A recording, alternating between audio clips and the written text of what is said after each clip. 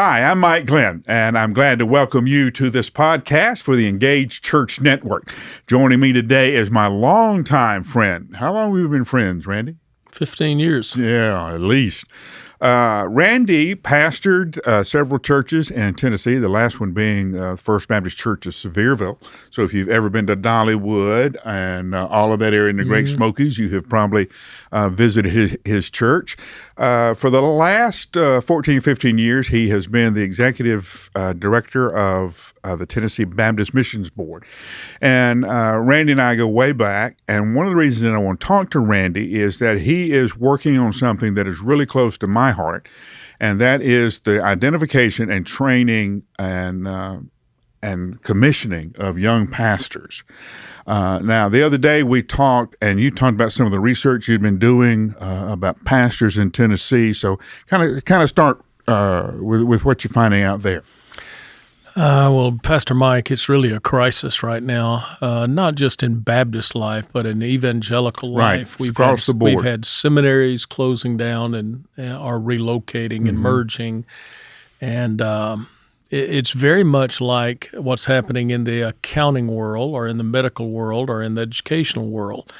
Those disciplines do not have enough people that are trained either. The difference is, and in the area of pastoring and ministry leadership, these people are called to do that. You don't choose that vocation. You may be God called to do something else, but you also choose that vocation. This is a choosing. Right now in Tennessee, we've got roughly 400 of our 3,000 churches that are without pastors. It might be more. The president of New Orleans Seminary has done some research across the nation, and he puts it at 20 to 25% of churches being without pastors. Now, if that translated to Tennessee just in our Baptist network, that would be 600 or more churches without pastors. And these are churches of all sizes. Yeah, the average church in Tennessee has an average worship attendance of 115. So they are churches of all size.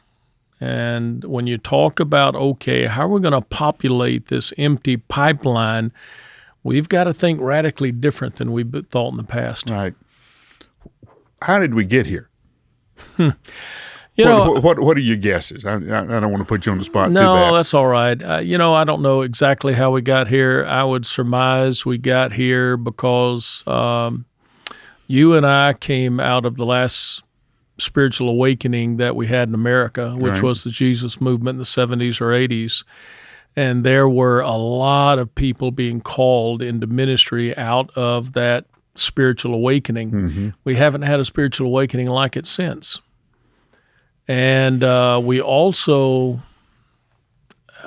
this is just personal anecdote, we became too locked in to a preacher boy going to some Christian school, which is awfully good, and then going on to seminary, and then after 7 or 8 years of preparation, he was ready. You and I had mentors in our lives. Right. It wasn't an academic thing that poured into us. It was actually people on the front lines, tremendously good, mature, healthy pastors that coached us along. Right. And I think the paradigm has shifted somewhat to people that are called are relying way too much on some kind of educational system to get them ready for ministry. Yeah, and there's certain, I tell people all the time, old people taught me how to pastor, old guys. And every state knew who those guys were. And you would gravitate toward the nearest one toward you in your little church. And they're the one that taught you how to visit a hospital, how to handle a business meeting, or how to you lead the leaders of your congregation, how to put all that together. You didn't learn that at seminary. That came from a cup of coffee with Horace Sims and Jimmy Harley and a lot of these guys that just loved me for some reason and made it their business to take care of me. You probably had the same kind of experience. Oh, I did. I was on the other end of the state of Alabama from you. Right. You were north end. I was down around the beach. But men like Fred Wolf and John Merck, poured themselves into me. Horace Glass, the first associational missionary that of the first church I pastored in that area of South Mississippi, and you would call them about everything. Right. There was, and they were always so receptive. That's the thing. You say Fred Wolf, and a lot of these of our listeners may not know who he was, but he was like the bishop of Lower Alabama. Yeah. He had the big church in Mobile. Everybody knew who he was. Adrian Rogers was a bishop here in Tennessee. Everybody knew who he was. Charles Carter in Birmingham. Yeah. Pastors of huge churches would take a phone call from a little boy out at Mount Pisgah number 2 and love on him and encourage him and then answer his questions and help him grow in the ministry. I think one of the things that has happened is we have lost this relationship between the older pastors and the younger pastors. For some reason, the younger pastors don't think that maybe there's anything to learn from the older guys, and the older guys don't think I have anything to give. But anytime we can encourage that kind of conversation, I think is important and vital to the pastoral ministry. Yeah. You mentioned Brother Fred. I got to know his ministry assistant well. Yeah. I sent her flowers. And I asked her if she could ask Brother Fred for me if I could just drive him to his preaching engagements, because he never would miss Sunday. He wouldn't miss Wednesday night at his church. But Mondays and Tuesdays, he was preaching somewhere on the coast. And so I got to where I was his driver. Now, we drove his car. We didn't drive my car.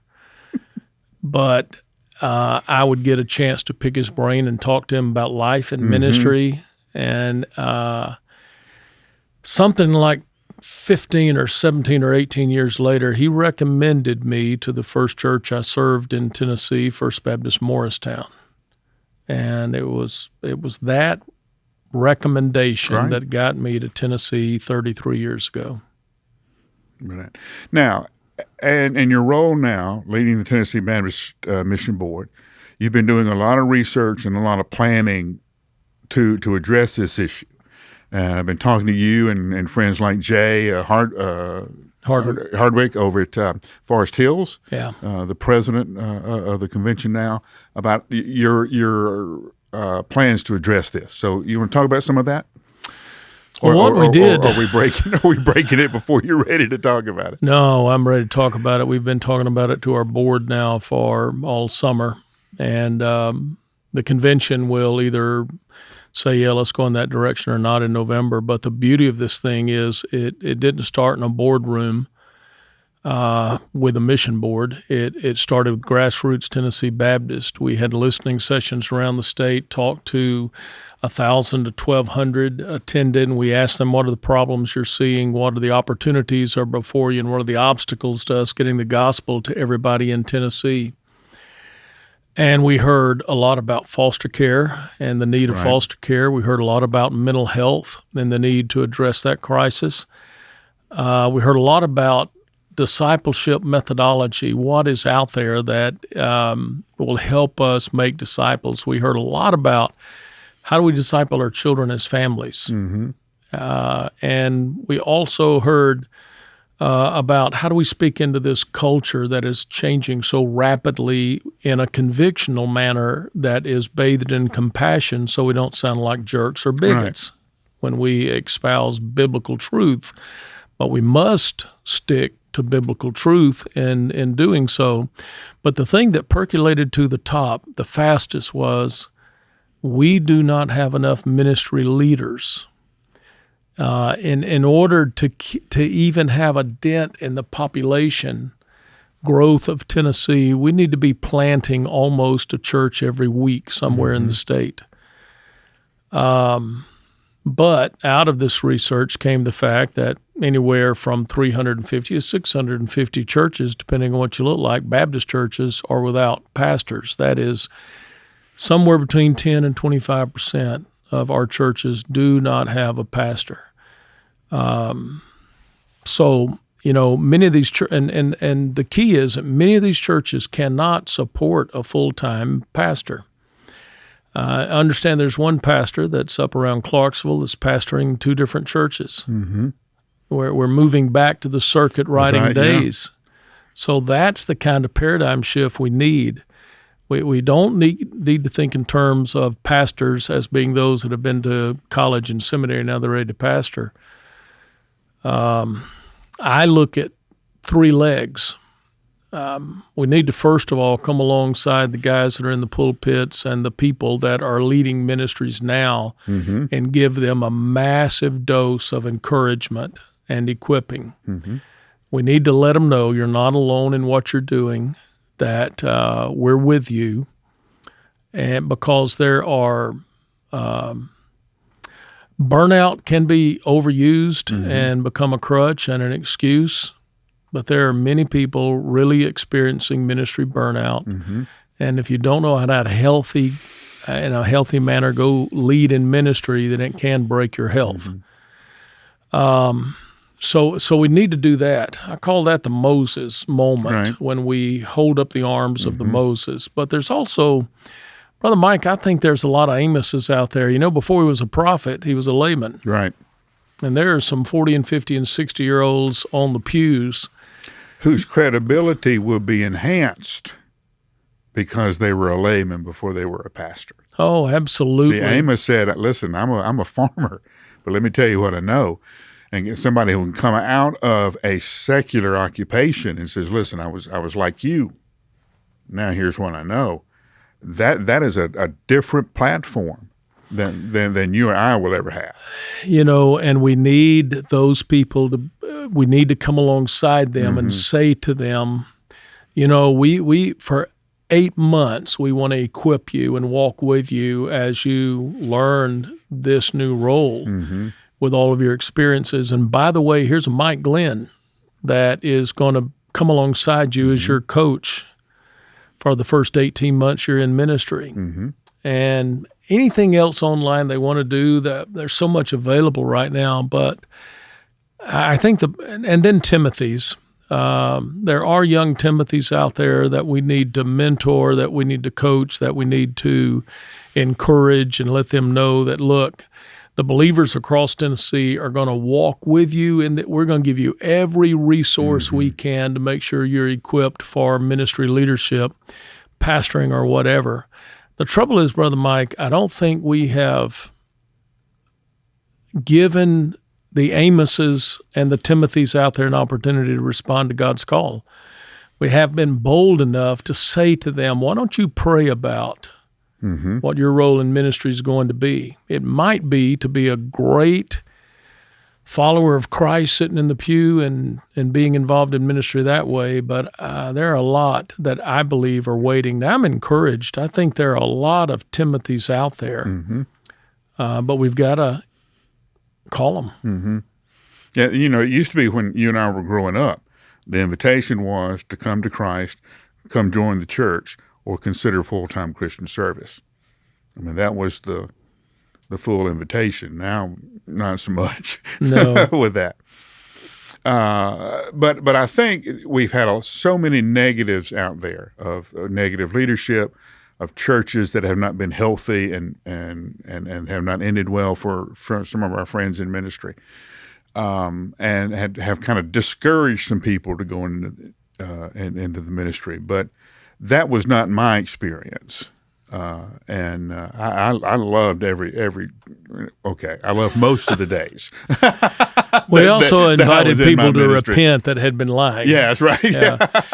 No, you know, Brother Mike, that's a strong point because we've got to change the narrative. Washing the feet of the bride of Christ is the most honorable thing anybody can do. And I think serving the bride of Christ is remarkable. I pastored for 34 years, 2 churches in East Tennessee, 2 in the South Mississippi.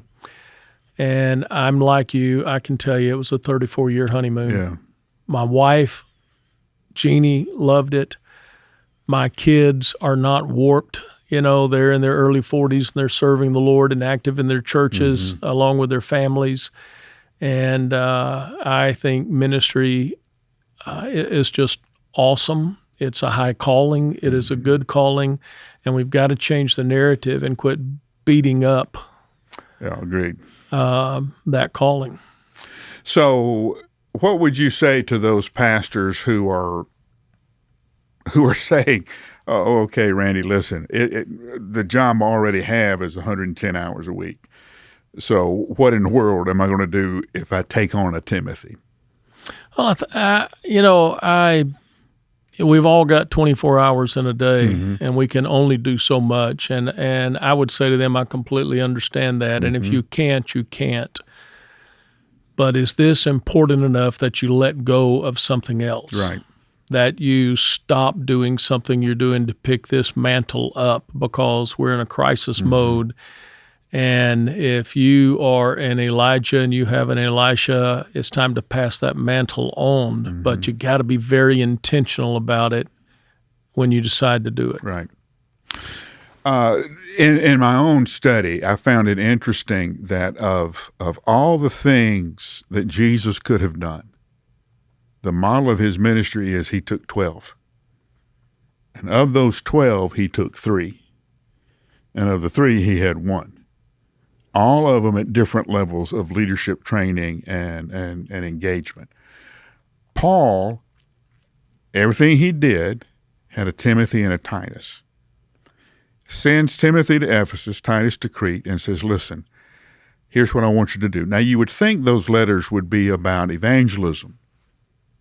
They're about leadership.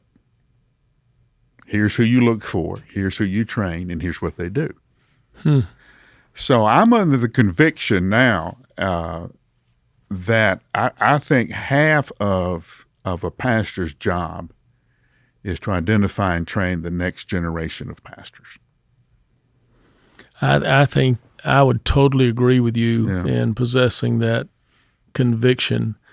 I'm encouraged from the standpoint of I'm finding more and more as we've investigated pastors are training the next generation. I've heard of 2 pastors this week that have been teaching 4 or 5 young men how to preach, and that they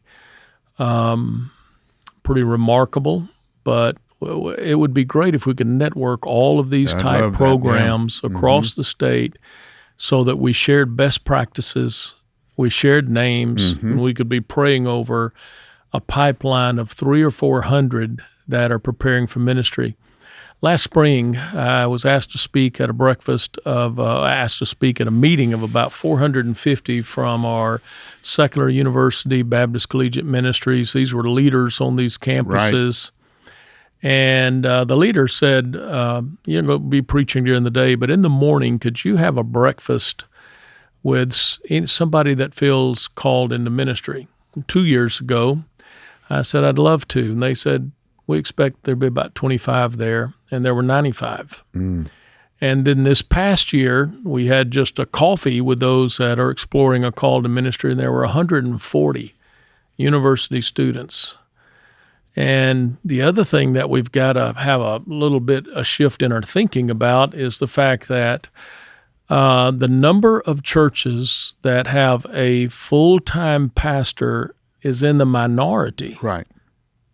There is a young man that's pastor over in Harriman in East Tennessee that is a pharmacist, and he has 2 pharmacies, and he's pastoring one of the fastest growing churches in the area. He has hundreds in worship. And here's a businessman that he's a young man, growing family, just had a new baby a few months ago. And yet I think that's the model of what we're going to be looking for in the future. The interesting thing is that as we meet these new challenges, we're going back to the old ways. Yes, we are. See, every Paul makes a Timothy. It's going to be the churches that grow up the pastors. It's going to be small house churches that then lead to the larger congregations, and it's going to be a guy who has another job that pays the bills, tent making, as Paul would say, and then is able to preach. So what? Talk to 2 people right now. One, talk to the pastor who needs to start being a mentor. and talk to the young pastor about how important it is, because you and I share that same story. We would not be who we are without the mentors in our lives. So, first one, what are you going to say to the pastor who needs to be a mentor? Well, I'm going to cast the vision for him about the great need that we have right now. And I'm going to say, to whom much is given, much is required. And God's given you 15, 20, 30, 40 years of experience. And who are you passing that on to? Who are you going to pour into? Is there one or two that you can spend X number of years that are ahead of you replicating yourself? That is as biblical, and you've cited some biblical foundation for doing that kind of thing. And I would appeal to him like that. I would appeal to the young man. I'd tell him my story, your story of the people that have impacted our lives, and ask them, for the sake of the kingdom, submit yourself to somebody else that is ready to pour their lives and their experience into you. In the multitude of counselors, there's safety. Another way to translate that word is success. And you need people pouring into your life. You know, I had in the churches I've pastored, I've been fortunate that there have been quite a few called into ministry. Yeah. And over the last few years, I had more and more of them coming back from seminary telling me everything I'd done wrong for all those years.